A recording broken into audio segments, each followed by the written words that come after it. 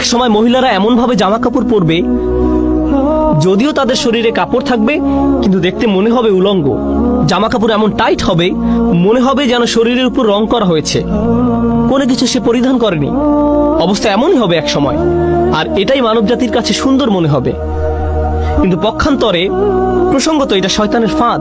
মানব জাতির চূড়ান্ত ব্যর্থতা হবে তখন যখন নির্লজ্জতাকে সুন্দর মনে হবে, উদযাপন করা হবে। প্রসঙ্গত তারা কি করে?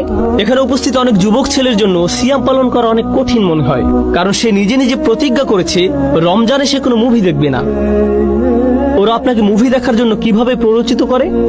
ওরা ট্রেইলার বানায়, আর এই ট্রেইলার গুলোতে কি দেখানো হয়?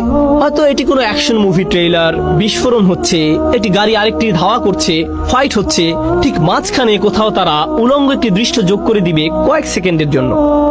মুভির গল্পের সাথে এর কোনো সম্পর্ক নেই। তারা এটা দিয়ে লোভ দেখায় যেন আপনি বলে ওঠেন, ও আমাকে এখন এটা দেখতে হবে।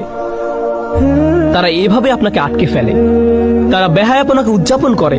তারা এমন জিনিস উদযাপন করে যা মানব জাতির দৃষ্টির আড়ালে লুকিয়ে থাকার কথা ছিল। এরপর আছে অন্য প্রান্তের কিছু লোক। আমাদের সব সময় শালীন থাকতে হবে, আমাদের লজ্জা থাকতে হবে, আমাদেরকে নিজেদের হায়া শরমের সংরক্ষণ করতে হবে। আস্তাগফিরুল্লাহ। এখন আপনি সারা জীবন ধরে সব সময় চোখ নিচু করে রাখেন। জীবনে মাটি আর ঘাস ছাড়া কোনো কিছু আপনার চোখে পড়েনি। যে মেয়েকে বিয়ে করবেন এমনকি তার দিকেও চোখ তুলে তাকান না। এমনকি বিয়ে হওয়ার পরেও কিছু কিছু মুসলিম সংস্কৃতিতে আমরা এতই ধার্মিক যে আমরা কোরআনের চেয়েও বেশি ধার্মিক। আমরা রাসূল সাল্লাল্লাহু আলাইহি সাল্লামের সুন্নাহ থেকেও বেশি ধার্মিক। স্ত্রী সবসময় জিলবাব হিজাব পরে থাকে, এমনকি ঘরের ভেতরেও। সে এমনকি তার স্বামীর জন্যও সাজে না, এমনকি তার স্বামীর জন্য সুন্দর পোশাক পরে না। সে কখনো তার স্বামীকে নিজের দিকে আকৃষ্ট করার চেষ্টা করে না।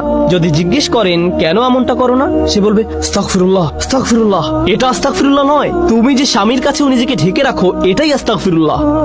কারণ নারী পুরুষের সম্পর্ক যদি সৌন্দর্যমণ্ডিত না হয়, হালাল সীমার ভেতরে সম্পর্ক যদি হালালের ভেতরে সুন্দর না হয়, তখন শয়তান পুরুষ মানুষটির অন্তরে কুমন্ত্রণা দেওয়ার সুযোগ পেয়ে যায়। সে বলবে তুমি যা চাচ্ছ তা বিয়ের সীমার বাহিরে পাবে, বাহিরে পাবে। বুঝতে পারছেন? আল্লাহ আজ্জা ওয়া জাল্লা কোরআনে এই সুন্দর সম্পর্কের সংরক্ষণ করেছেন।